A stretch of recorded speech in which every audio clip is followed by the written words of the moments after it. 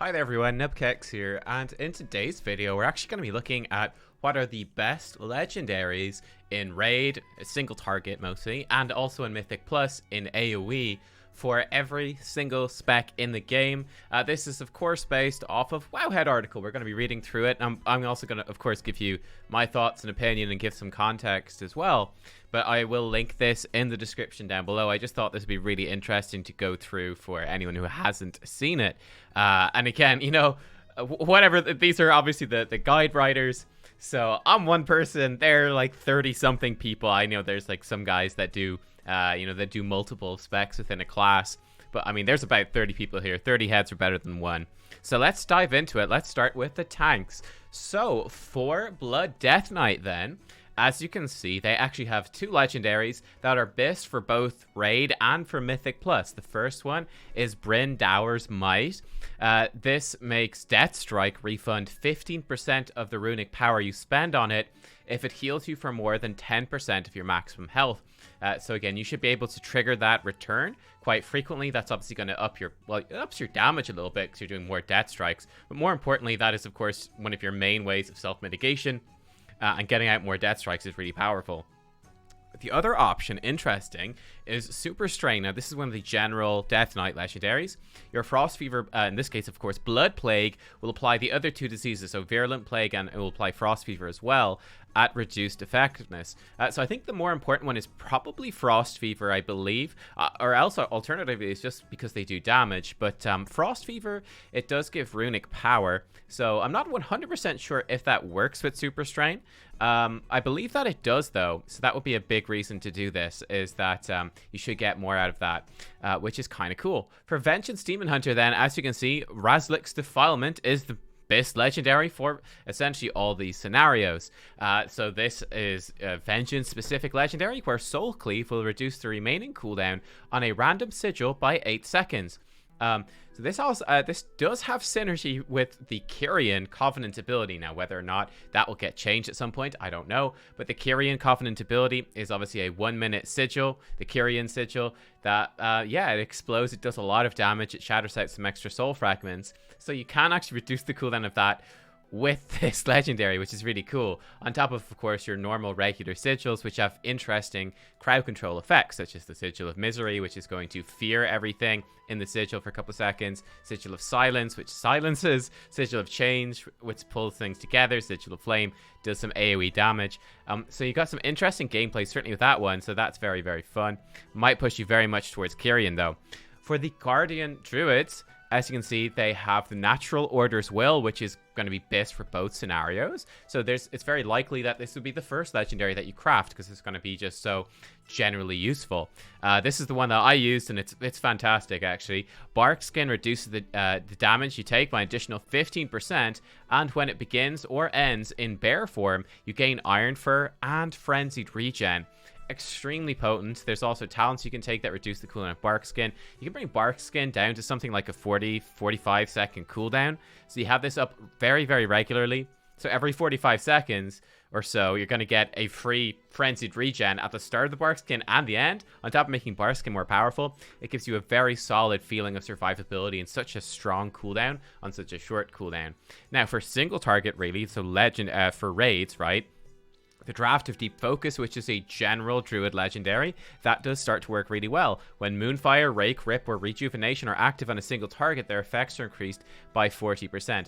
So when you're off-tanking in particular, you could make quite a lot of use of this. You're obviously applying Moonfire by default. So again, you're going to get 40% more damage out of Moonfire in pure single target. That's pretty good. But certainly when you switch into an off-tanking role, you could be something like Feral Affinity, and you could stick a Rake and a Rip up on the boss, and those who do 40% more damage. You could stick a Rejuve for free on your off-tank, your co-tank, while they're actually tanking the boss, and get a bit of extra free healing on the other tank. And that stuff's kind of cool, so that one is certainly interesting. The option for Mythic Plus, that is very good, is Ursoc's Fury Remembered. In bear form, Thrash has a 15% chance to trigger an additional Thrash, and Thrash also grants you an Absorb Shield for 75% of all damage that it deals. So obviously, Thrash, you can stack it up to 3 times, right? It's a dot that you can stack, a bleed. You can stack up to 3 times. So triggering additional Thrashes builds that up quicker. You can talent into Thrash at level 50, so that Thrash is going to do reduce the damage that enemies do to you, but I think it's 2% per stack of Thrash. So again, building that up faster, you get 2 Thrashes at the start of a pull in Mythic Plus. That's an extra just 2% damage reduction coming in very quickly when all those mobs are alive. So pretty powerful option right there. And obviously getting the Absorb Shield, it's probably not that huge because Thrash's damage isn't crazy by any means, but it's certainly a nice little perk. For Brewmaster Monk, as you can see, it's a very simple decision for you. Storm Stout's Last Keg is the best legendary in every situation. So Keg Smash does 30% more damage and has 1 additional charge. The nice thing about it, it just gives you some flexibility to your rotation, having that extra charge. Of course, it lets you, you could potentially do 2 Keg Smashes in a row on pull to get some good burst damage to grab threat early, which is obviously a consideration, a concern in Shadowlands. Threat is a problem. Yeah, it's just pretty nice. Keg Smash doing more damage. It's a lot of your damage, so very, very powerful one. Of course, Keg Smash is also reducing the cooldowns of your core defensive, your core active mitigation, so that's a nice perk too. For Protection Paladin, they have 2 options for raid, so more single target focus. You have the Holy Avenger's Engraved Sigil. Your Avenger's Shield has a, let me move the tooltip over here, has a 35% chance to have its cooldown instantly reset when used. So this is obviously very good in single target, because for Protection Paladins, when they're hit by melee attacks, I believe, they have a chance to reset Avenger's Shield for free, right? So they can proc Avenger's Shield. This scales up, of course, with the amount of enemies that you're fighting. So in AoE, you're going to be resetting Avenger's Shield all the time for free. And every Avenger's Shield with the update to Protection Paladin is giving you a Holy Power. And Holy Power is fueling your active mitigation by letting you cast Shield of the Righteous. So it's really important that you've got a good flow of Holy Power. In single target, you're not getting as many resets. So your Holy Power generation is going to be slower. Your rotation is going to be a little bit more empty. Holy Avenger's Engraved Sigil is going to help fill that in a little bit. Now, when you go into AoE, I realize I've been slightly covering some of these. I do apologize. Hopefully we're okay. I'll read it out to you, though. I'll read it out to you. But Avenger's Shield increases the damage of your next Shield of the Righteous by 30% for each target hit by Avenger's Shield, stacking up to 5 times, and it increases the radius of that Avenger's Shield by 6 yards as well. So this was obviously nerfed a lot in a previous patch, but it's still very, very strong. Again, with Avenger's Shield, you're getting so many resets that you're going to be able to fire this out a lot in AoE. And then your Shield of the Righteous is going to be doing a lot of damage. It's just going to add up to a lot more damage in Mythic Plus. Helps you keep that threat. Helps you get through the dungeon faster, kill stuff faster. So very powerful there. And finally, for the tanks, for Protection Warrior, the Wall is the best option for raiding, where Shield Slam generates an additional 5 rage and reduces the remaining cooldown of Shield Wall by 5 seconds. So upping that rage generation, you're going to be prioritizing Shield Slam, obviously extremely highly for that single target fight. And more Shield Walls is pretty good, especially if that will link up with raid mechanics, with tank mechanics, where you're going to be taking damage. Getting up an extra Shield Wall at the right time could make a huge difference. Possibly on some fights it won't make a difference. You don't need Shield Wall, and you might potentially slightly move away from it if there's other things that sync up better. Now the option, also a recently nerfed legendary. Let me actually shrink the webcam. Maybe that's the way. Is that the play? I think that's the play. I'm smaller now. I'm still blocking it. Only slightly. We're good. We're good.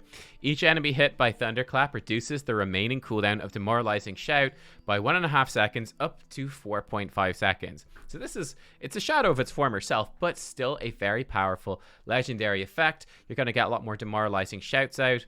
Again, you're going to get those up more frequently on more mob packs. There's lots of talents and stuff that synergize with Demoralizing Shout. So although this legendary has been nerfed a lot, it is still looking to be the strongest in Mythic Plus. Jumping across to the healers then, we have our 6 healing specs, of course, and we're going to start by looking at the Restoration Druid.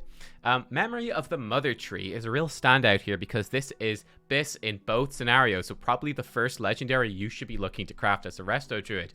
Wild Growth has a 50% chance to cause your next rejuvenation or regrowth to apply to 3 additional allies within 20 yards of the target. So that is obviously extremely, extremely strong.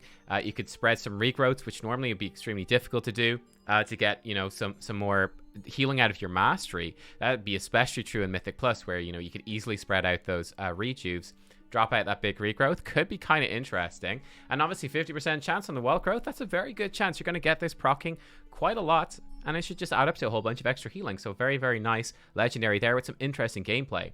The Dark Titan's Lesson is another good option. You may Life Bloom 2 targets at once, but Life Bloom's healing is reduced by 10%. Obviously, the big appeal here is, this is for Mythic Plus, excuse me, my nose is itchy, but you could take the Photosynthesis talent at level 50, where your Life Bloom will proc more often on the target you cast it on, but it also gives Life Bloom another effect where if you put it on yourself, it makes your healing over time effects tick more often. So this lets you use this in Mythic Plus very well. You can put it on the tank and have it proccing more often on the tank, but also have that benefit of having it on yourself and have all of your heal over time effects proccing more often, so helping you heal the group and obviously still helping you to heal the tank. On top of which, of course, Life Bloom, it does quite a lot of healing. It's not too bad, so having extra ones out is pretty nice. For the Mistweaver Monk, they are, well, you're looking at Yu'lon's Whisper, and that's pretty much it. Their legendaries have certainly seen quite a bit of a shakeup. Lots of tweaks and changes to the Tier of Mourning, and of course, Ancient Teachings of the Monastery, whatever, you know the one, the Fist Weaving one, all that stuff has been changed around quite a bit.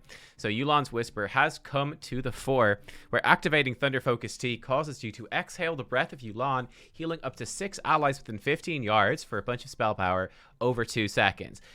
I would say, unfortunately, I think this one is rather dull. For the most part, Thunder Focus Tea, it's a 30-second cooldown. You just press this on cooldown, and it enhances the next ability that you cast in a variety of different ways. So, for example, you could use it on your heal over time, your Renewing Mist, and that Renewing Mist would last longer. I think it's 9 seconds longer, something like that. So, yeah, I mean, this is something you're just mostly pressing this on cooldown, and it's just going to do a bunch of free AoE healing whenever you're pressing that thing on cooldown. So it's okay. I'm a little bit disappointed for the Mistweavers, though, because I think this one is rather dull. For Holy Paladin, you've got 2 options. It's looking like one for Raid and one for Mythic Plus. So for raiding, Inflorescence of the Sunwell is actually standing out as the best, where Infusion of Light will have 1 additional charge, and its effects are increased by 20%. Infusion of Light is the proc that you get whenever your Holy Shock crits. That's going to enhance your next Flash of Light or your next Holy Light, and improving their cast times. And I think it makes the Holy Light heal for more, and it makes Flash of Light cast faster, I think. I can't quite remember because they've tweaked it a couple of times, or they tweaked it in the beta, and I can't remember which version is the beta and which is live right now. But obviously this is pretty cool.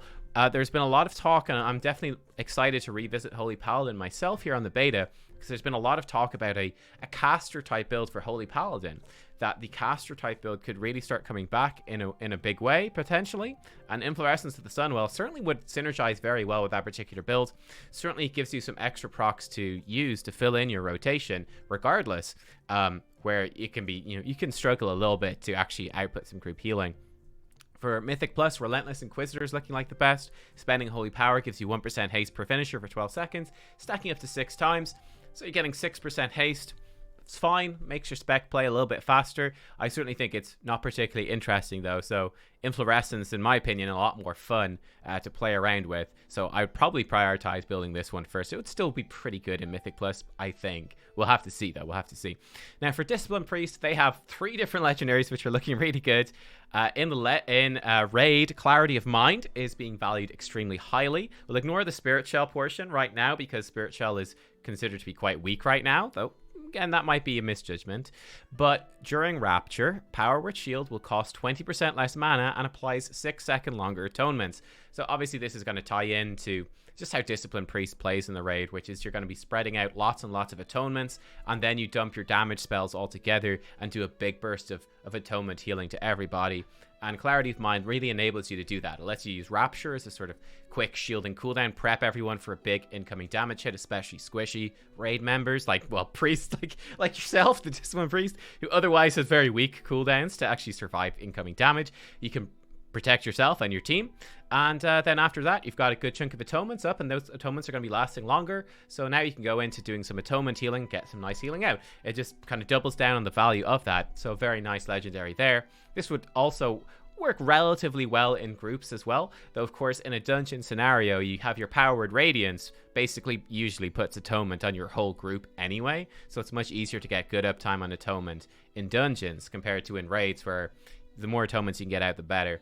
Now for Mythic Plus, this is where things get interesting. Twins of the Sun Priestess is actually considered to be a top tier legendary, where Power Infusion will give 100% of its effects to you when you use it on an ally. So Power Infusion, of course, is your 2-minute cooldown. It's not even in the pre-patch yet, because you need to be level 56 or 58 or something. Pretty high level to get it. So you have this in Shadowlands when you actually get there and level up. 2-minute cooldown, that's going to give the person you cast it on, I think it's 25% haste for 20 seconds. It's quite a substantial amount of haste, quite a big increase to damage dealers. I think this one is particularly good for Discipline Priest, because unlike, let's say, Holy Priest, where giving Holy Priest a bunch of haste, it's not necessarily going to be that amazing, whereas at least Discipline Priest is can be a very solid damage dealer. So even if you're pulling a pack in Mythic Plus and it's not really that risky from a healing perspective, well, you can Power Infuse the damage dealer, let them start blasting that pack, and you can also join in with the blasting as the Discipline Priest with, you know, multi-dotting, dropping your Mind Seers, etc. Can be pretty solid. So that's a cool one. That's very fun. I'm happy about this one because I think that makes Power Infusion much more rewarding to play around, where you get the effect as well when you give it on someone else. So you can not only enjoy the supportive aspect of boosting someone else, but you also get to do more stuff yourself. Then the Penitent one is actually doing really well too, where Powered Radiance has a 60% chance to make your next penance be free and fire 3 extra bolts. This essentially doubles the healing of your penance. And certainly, again, I think because Powered Radiance is going to be putting atonement on, unless you're really spread out, it's putting atonement on your whole Mythic Plus group. Then you can fire off a boosted up penance, especially if you get your Power of the Dark Side proc, which makes your penance do more damage. That penance is going to do a whole bunch of burst healing to your entire group, and it's just, this is really going to help your healing output in particular. That's what I think this one is looking for. So you got the Penitent one as the healing choice, and Twins of the Sun Priestess, which is really looking as the damage choice and boosting your team's speed. So I think that's what's going on there. For Holy Priest, Harmonious Apparatus is the best in both situations, in Raid and in Mythic Plus. This is the one I was playing with as well. I really enjoy this. So essentially, Circle of Healing reduces the cooldown of Holy Word Sanctify. Holy Word Sanctify is your big burst AoE on the ground heal, big burst AoE heal. Prayer of Mending reduces the cooldown of Holy Word Serenity. That's your big single target nuke heal.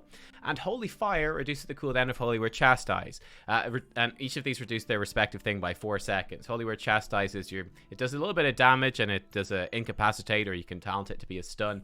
So yeah, this one is awesome because Circle of Healing, Prayer of Mending, they're both instant cast, essentially sort of AoE healing abilities on short cooldowns, and they're extremely mana efficient. And Holy Word Fire is, you know, your best, most mana efficient big single target damage spell.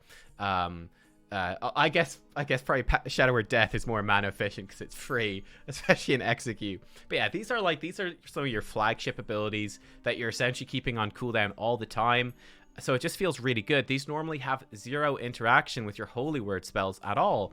This makes this feel really, really good, in my opinion, because you get more Holy Words out. It's one of the most fun thing about Holy Priest is playing around the Holy Word cooldown reduction. It makes these core spells work with that. Also makes them work really well with Apotheosis. This is the level 50 talent, which is going to give you more cooldown reduction whenever you reduce the cooldown of your Holy Words. So whenever you pop Apotheosis, which is a big 2-minute cooldown, that's supposed to, you know, really enhance your healing throughput for like 20 seconds. So something that's supposed to be very good in dungeons could feel pretty bad if you go into Apotheosis and you're like, well, I can't really use my Circle of Healing, Prayer of Mending, or Holy Fire because they don't synergize with the extra Holy Word cooldown reduction. This makes it work together, so I think that's pretty nice. Then for the Resto Shaman, in Raid, you're looking at the Primal Tide Core. Every 4 casts of Riptide also applies Riptide to another friendly target near your Riptide target. Something you could play around to a certain degree. Certainly so if you go with a Necrolord Covenant, where of course you can do the Primordial Wave, I think it's called, which is going to make your next healing wave heal everyone with a Riptide on them. So you could definitely do some interesting plays with that. I mean, either way, this is still, you know, Riptide, it's good mana, good healing, does some upfront healing now, heal over time. It's just a nice thing to have bouncing around the group. It's some extra healing. And there is a little bit of gameplay that ties into it, a little bit. Chains of Devastation then for Mythic Plus. This one is quite cool. Casting Chain Heal makes your next Chain Lightning instant cast and do 50% more damage. Casting Chain Lightning makes your next Chain Heal instant cast and consume no mana. So essentially you can bounce between the two. Chain Lightning doing a little bit of AoE damage. Chain Heal obviously doing some AoE healing. And you can bounce between the two in Mythic Plus. Weave that into your rotation. Work around the procs. I think that's super fun. Now last time I looked at it, I obviously missed last week. So sorry about that because a lot of stuff going on in personal life at the moment, which is why I've been fairly absentee here on YouTube. But yeah, when I last checked, this was not, at least the tooltip was saying it wasn't working for Resto Shaman. So I'm certainly interested to see if the damage bonus and the no mana cost specifically, those effects weren't working for Resto. Presuming that they do work for Resto is going to be very strong and super fun to play with. Jumping into the DPS then, the thing that probably most people are most interested in, seeing as DPS is the most popular role. Let's start with the Death Knight here. For Frost Death Knight, you're looking at 2 legendaries in particular. Kultira's Favor is the first one for single target. Obliterate will do 10% more damage and has a 12% chance to refund 2 runes. Obviously, Obliterate itself costs 2 runes. So yeah, this is going to work pretty well. Obliterate can be a huge amount of your damage, especially with a 2-handed weapon.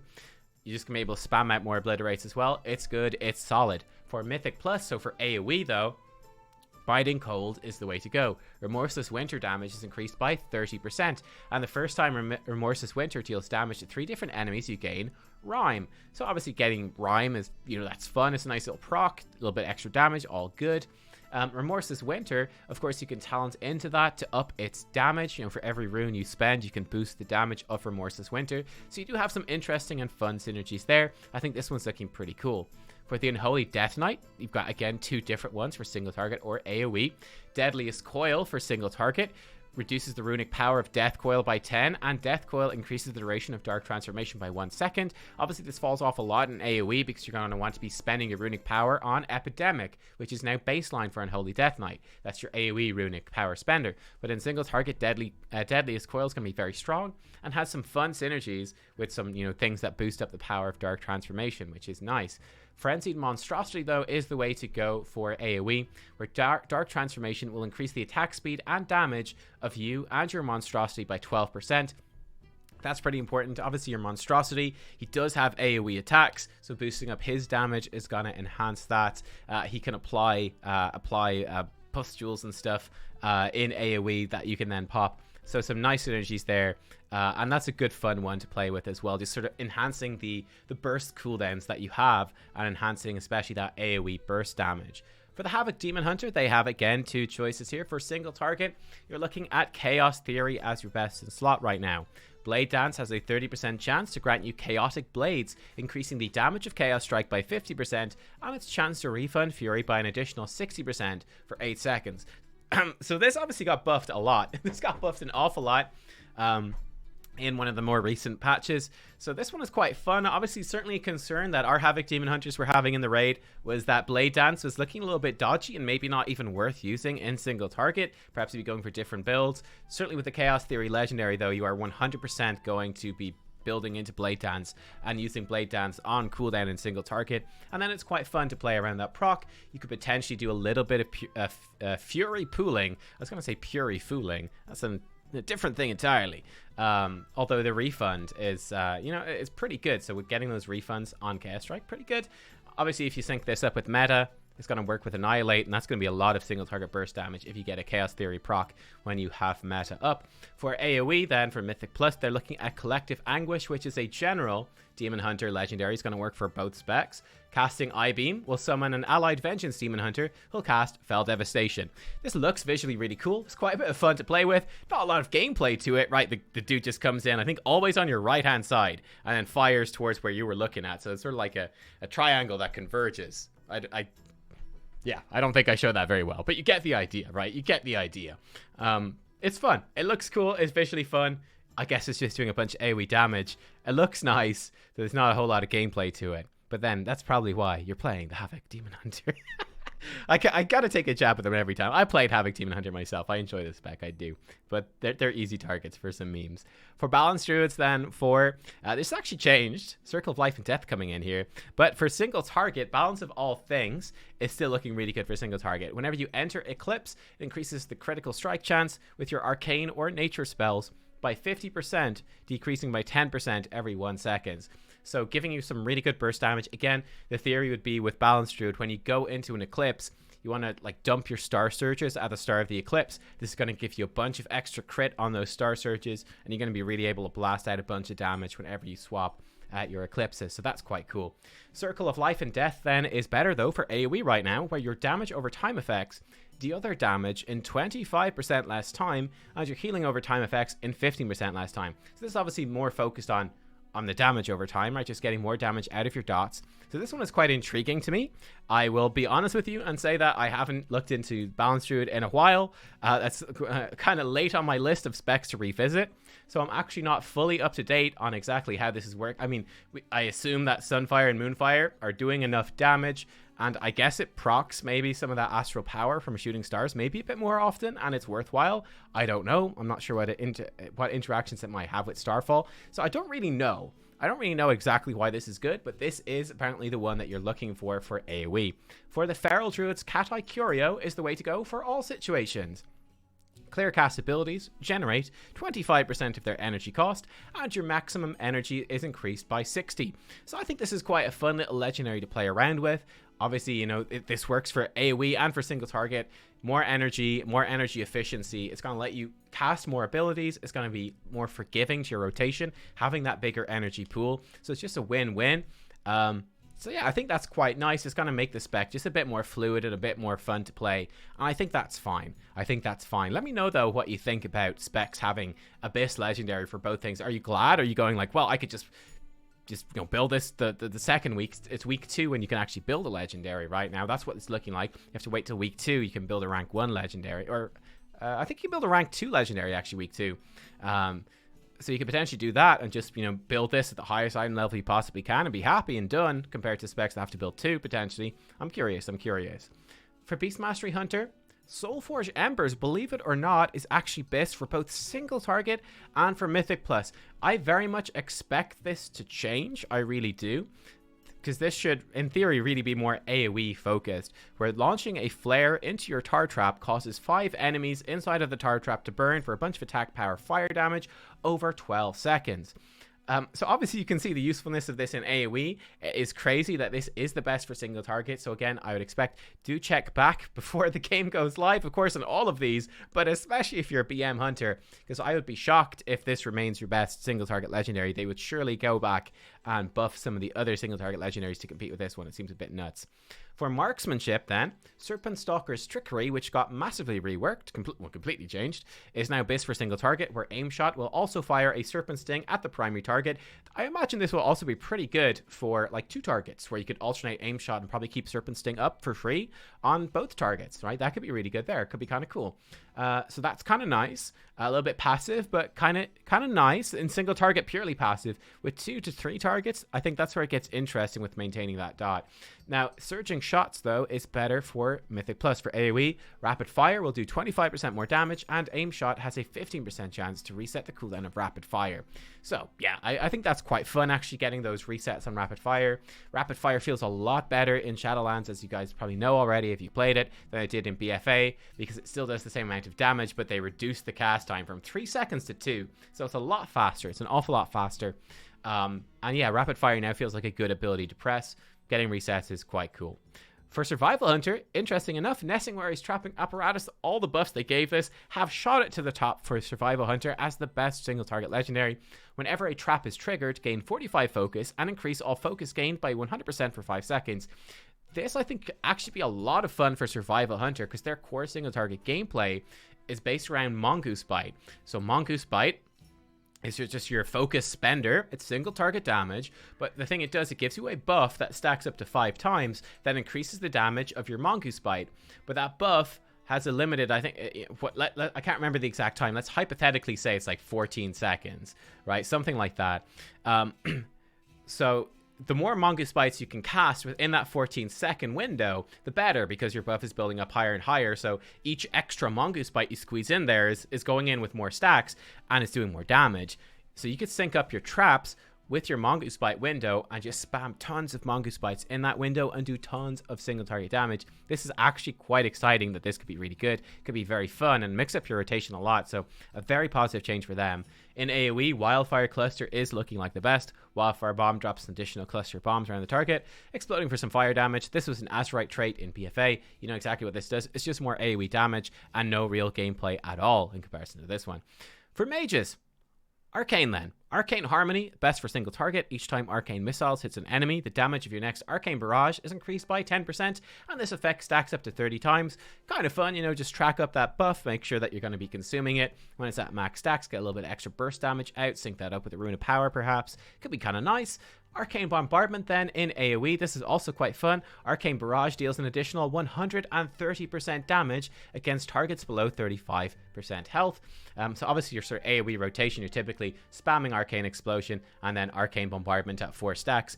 You're going to do a lot of burst damage to targets that are low on health. Quite fun. I think that's kind of neat. So yeah, fun legendaries for Arcane. For Fire, Firestorm is best for both all situations. When Hot Streak activates, you have a low chance to cause all Pyroblasts and all Flame Strikes to have no cast time and be guaranteed critical strikes for 5 seconds. Quite cool, quite fun. So, I mean, you know, like in single target, you're just going to spam out, you know, 3 or 4 Pyroblasts, depending on how short your GCD is with how much haste you have. Maybe, but yeah, probably 3 or 4. In AoE, you're going to spam out a bunch of Flame Strikes. I think it's going to feel quite good, quite fun. You're going to get 1.66 procs per minute with this. I think this is quite cool. It's a good, fun legendary, and nice to see Fire Mage getting a bit of love. Freezing Winds for Frost Mage. Obviously, it's been nerfed a lot, but is still BIS in all scenarios.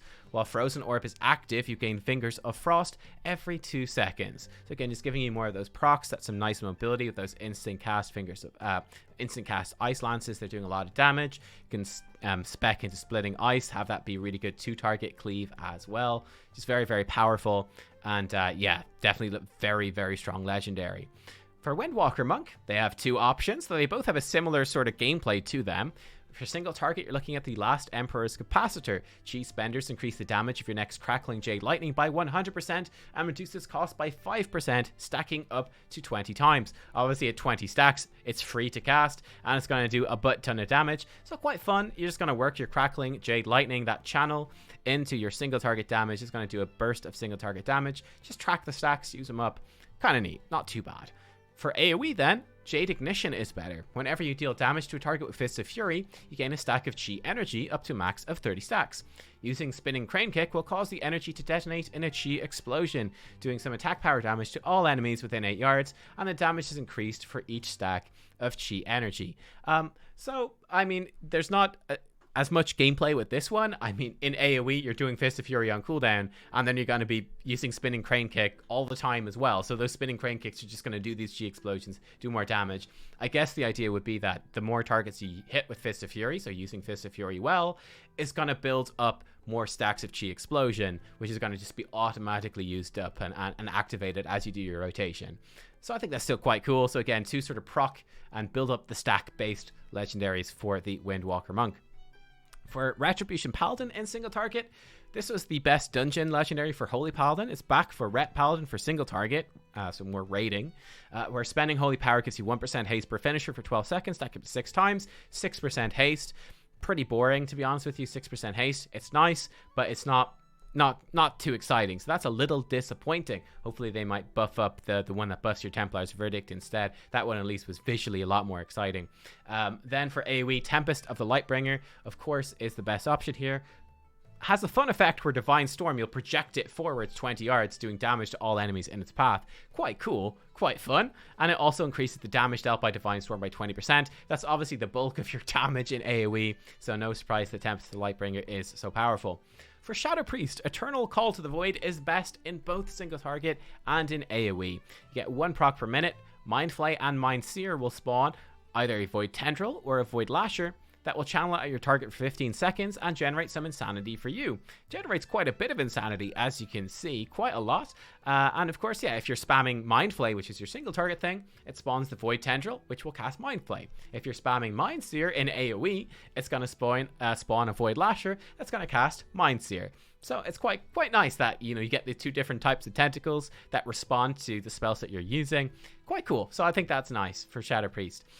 For Assassination Rogue then, Zoldyck Insignia has jumped to the front as being BIS in both scenarios. This is increasing the damage of your poisons and bleeds by 30% to targets below 30% health.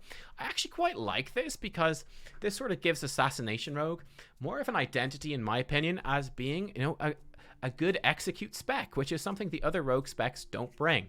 So having that as a strength, having that as a bit of flavor to set you apart, I actually quite like. And of course then, Mark of the Master Assassin, as you can see, is best for every single rogue spec in Mythic Plus scenarios, while stealth is active, and for 4 seconds after breaking stealth, your crit strike chance increased by 100%. Obviously in Mythic Plus, between every single pack, you're going to want to make sure to re-stealth. You'll want your group to respect that. You know, if your group is playing very fast, oftentimes you're going to be chain pulling, and you're not actually going to ever break combat. You're just going to go from, you know, pull to pull to pull, all linked together. With a rogue running Mark the Master Assassin, you're going to want to just pause for like a second between to let the rogue get back into stealth, and they get a massive damage burst out of that. So kind of interesting. And of course, they have tricks of the trade, so they can just put all that threat onto the tank and everyone's happy. So that's cool. For Outlaw Rogue, Celerity is BIS also in all scenarios, single target and AoE. Adrenaline Rush increases your damage by 10%. Cool, that's one of your big damage cooldowns, so that's nice. And you also have a chance, while Slice and Dice is active, i.e. all the time, to randomly gain the Adrenaline Rush effect for 3 seconds. So Adrenaline Rush is increasing your attack speed, your energy regen, and now, of course, it's increasing your damage by a small amount too. I think, you know, fairly passive, but kind of fun, right? It's just kind of fun to suddenly start stabbing dudes much faster and get a bunch of energy back, speed up your rotation a bit, give you some haste, etc. That's quite nice, so I think that is totally fine. For the Sub-Rogue, Akari's Soul Fragment is still BIS for single target. After using Shadow Strike or Cheap Shot, your target suffers a Shadow Strike from the shadows 2 seconds later at 25% effectiveness. I mean, long story short, this is just making your Shadow Strike do 25% more damage. That's a lot of your damage, if not most of your damage in single target. So yeah, that's what that does. Relatively simple. This used to give you extra combo points. That doesn't do that anymore, which is a bit disappointing, but it looks kind of cool and it's fine. In AoE then, Finality is BIS, where Eviscerate, Rupture, and Black Powder. Black Powder is, of course, your AoE damaging finishing move now, been renamed. Increases the damage of your next use of the finishing move by 25%. So, I mean, you're in AoE, either you're going to be multi-dotting a few targets with Rupture, and those Ruptures now going to do more damage, or you're going to go in and start, you know, spamming Fan of Knives and Black Powder, or Shuriken Storm and Black Powder, and you're going to do 25% more damage on the subsequent Black Powders. It's fine. It's cool. A little bit passive, both of these, but it could be worse. For the Shaman then, Elemental Equilibrium is the best for Elemental Shaman in all scenarios. Dealing direct fire, frost, or nature damage within 10 seconds will increase all damage dealt by, dealing direct fire, frost, and nature damage within 10 seconds will increase all damage dealt by 15% for 10 seconds. This can only occur once every 30 seconds. So definitely something you could play around when you're aware the proc is active.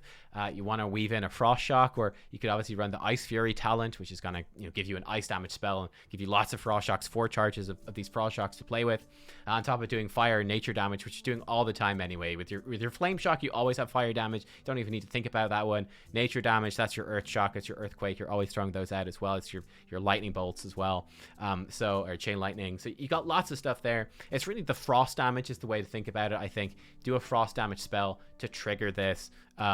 Yeah, I think it's not bad, not the most exciting thing, but not too shabby. Something that you can play around to get a little bit of extra burst damage out for 10 seconds every 30 seconds. For enhancement, this one I actually quite like. Doom Winds. Dropping Wind Fury Totem gives you 100% chance to gain Wind Fury Weapon and increases Wind Fury Weapon damage by 25% for 12 seconds. This can only occur once every 1 minute. So this gives you a little bit of a reward for placing down that Wind Fury Totem, which obviously, especially going through a dungeon where you're constantly moving between packs, you do have to redrop it all the time to keep in range and actually get the benefit from it. So this is quite fun, and it makes that Wind Fury Totem actually a big part of your rotation, and dropping it gives you a very, very, very big damage boost for those 12 seconds, which I think is quite rewarding. And yeah, I really like it. Instead of kind of replacing your totem being a kind of annoying maintenance thing you have to do, it instead becomes a really big perk that you're looking forward to doing. So I think this one is awesome. For the Warlock then, we got 2 classes left here. For Affliction Warlock in single target, Malefic Wrath is currently the best. Malefic Rapture increases the damage of your Shadow Bolt or your Drained Soul, more so the Drained Soul effect here, of course, that you're interested in, by 25% for 8 seconds, stacking up to 3 times. So I guess the idea would be, you know, apply your dots, pop off 3 Malefic Raptures, and then channel a Drained Soul into the target for some nice burst damage. I think that's really what you're looking at here.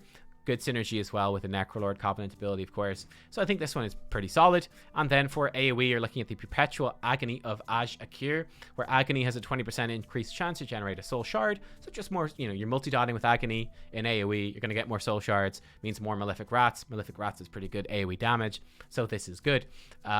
I'll say I'm a little disappointed in terms of I think that the other two Affliction legendaries are really good too. One that makes your Corruption apply is 60% slow and lasts forever. Sorry, it doesn't last forever. It applies to 60% slow and do more damage to the Corruption, and you can talent into making it last forever. Kind of a fun synergy.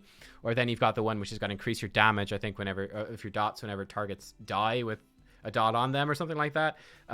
There's some pretty exciting Affliction legendaries, so we might see this shake up. I'd say that these ones are maybe a little bit, you know, this one especially is maybe a little bit dull, but at least it will make your rotation flow better and feel more enjoyable. It could feel a little bit slow sometimes with Affliction, so I think that's good.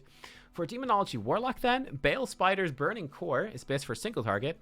So this obviously got buffed, and there was a typo that they fixed last week, which I haven't covered yet. But Shadow Bolts will increase the damage of your Demon Bolt by 8%, stacking up to 4 times, and that lasts for 15 seconds. So in other words, I mean, you're realistically very quickly going to build up to 4 stacks of this, and you'll have 4 stacks up pretty much all the time. It's just a whole bunch of extra damage off a Demon Bolt. Plain and simple.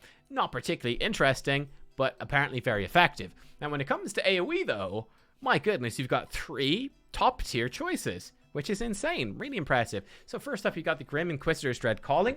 Each soul shard spent on Hand of Gul'dan increases the damage of your next called Dreadstalkers by 3%. So there's actually a Dreadstalkers build you can go with, taking some different talents, which is really emphasizing the damage of your Dreadstalkers. And this legendary, obviously, is an essential part of that build. Implosive Potential is there as well. So in particular, we're looking at the second part of this. When you damage at least 3 targets with Implosion, you're going to get 5% haste per imp exploded for 8 seconds. So this one is actually, excuse me, I think this one will actually be a lot of fun. It's going to give you a lot of haste, really, again, speed up that rotation and feel really good. Obviously, it's going to be bad when you get to the bosses. If they're single target bosses, though, this one really falls off in effectiveness. But yeah, it's still pretty cool. And then finally, you've got the Relic of Demonic Synergy, which is a general legendary effect, one of the new general legendaries that was reworked. 3 procs per minute, damage done by you or your primary demon has a chance to grant the other one 15% increased damage for 15 seconds. So as you can see, it's a bit more effective for Demonology. And obviously, you know, buffing the damage of your demon as an Affliction Warlock is nothing to write home about. You're a little bit depressed if that goes in your demon. Buffing the demon damage for Demonology is not too bad, especially if you can sync up your, you know, your Felguard doing his Blade Storm and stuff with that. Potentially could be kind of okay. It's not terrible. So yeah, I think this one is certainly interesting enough. A little bit passive for sure, but a powerful option nonetheless. For the Destruction Warlock then, they have the Cinders of Aj Akir. Conflict rate has 1 additional charge and its recharge time reduced by 3 seconds. That's best for single target. Just more conflags, a lot more conflags going out. Conflags do good damage. They give you backdraft. They speed up your cast times. It's kind of extra movement as well, which is quite nice. It's an instant cast ability. So that's quite good. And then you have the Wilfred Sigil of Superior Summoning, where every soul shard you spend reduces the cooldown of Summon Infernal by 1.5 seconds. So this is best for destruction in AoE and Mythic Plus. No real surprise there. Obviously, the Infernal itself does lots of AoE damage with its Immolation Aura. It just really, really ups the amount of soul shards you generate. You just get so much damage out of this. So I think this one is also a lot of fun to play with, because it can feel a bit bad as destruction sometimes when you don't have your Infernal, and you feel like a god when you do have Infernal. Getting more Infernals is always going to be good. And then finally for the Warriors, the Warriors here, we've got the Signet of Tormented Kings is best for arms in all scenarios. Activating Ravager or Blade Storm will activate Recklessness or Avatar randomly at reduced effectiveness. So you're either going to get a mini Recklessness or a mini Avatar whenever you do Ravager or Blade Storm. Avatar is just a bit more damage. Recklessness is more crit chance. Pretty fun, right? So you're just going to get a damage booster, a small little damage booster whenever you pop your AoE thing. It's not too bad. Not too bad. Obviously with Ravager, you just throw that down on the ground and you're free to continue your rotation as normal. And in fact, Ravager gives you a bunch of rage to really fuel your rotation. So I imagine that that's going to be a very rewarding way to do it, where you can throw that Ravager down and really burst some damage. Could be very, very nice. So that one is cool. And for the Fury Warrior, you've got Deathmaker. Again, best for both scenarios. Rampage has a 30% chance to apply the Siege Breaker effect to your target for 6 seconds. Obviously, you're spamming out Rampage a lot as a Fury Warrior, so you're going to have pretty good uptime on this, especially if this procs like the first Rampage of your Recklessness window. It's going to be a lot of damage for free. I think Siegebreaker is like 15% more damage to the target. I think it's that. So pretty cool. And of course, in AoE, well, I mean, with Whirlwind, you make your Rampage cleave onto 4 additional targets. So you could, you know, potentially apply Siegebreaker. I think that's how it works, to multiple targets. If not, if it only applies to the one target, I'm not sure. I haven't tested this yet in a long time. But you could still just keep cleaving your attacks off of that target that has the Siegebreaker effect, and that would cleave that extra damage onto the other targets, I'm almost certain. So it's going to be very effective no matter what there. So yeah, pretty cool. Again, fairly passive, but it's a fun little effect. Siegebreaker normally is a talent that they have to take, so you get that sort of talent benefit without having to actually take the talent, which is kind of cool. So there you go, guys. They are all of the legendaries that are currently considered BIS. In the Shadowlands beta. Again, I think we have the date up here. And again, shout out to all of the guide writers. They're the ones that actually did this theory crafting. This is current from the October the 28th. So I expect to see some updates. Again, I'm going to link this in the description down below, so you can just check this guide. It's going to be updated every week. You can check it yourself. I'll probably redo this video when Shadowlands actually goes live and check it out for like week 2 probably, because week 2, it's looking like right now with Blizzard's current design decisions, week 2 is when you're going to actually be able to create your first legendary. So obviously when it comes to that week, you know, that's when you're going to want it. It's like the start of December, right? I think like December 2nd, I think it is. You're going to want to know what is my best legendary. So yeah, I'll probably do video December 1st, November 31st or something to look at that. But there you are, guys. Let me know what you think. Are you happy with the legendaries that your spec has? Do you like specs where you've got, you know, a legendary that spits for all scenarios? You're going like, yes, that's so easy to min-max. Or are you more interested in having a variety of legendaries, like something like the Demonology Warlock? We've got loads of options, and you're going like, okay, I have to build lots of legendaries. Might be worse for min-maxing at the start of the expansion, but, you know, a few months into the expansion, hell, I'm going to have a lot of variety in builds, and that looks quite good to me. What are your thoughts? I'm curious. Thanks for watching. I'll see you all next time. Bye-bye.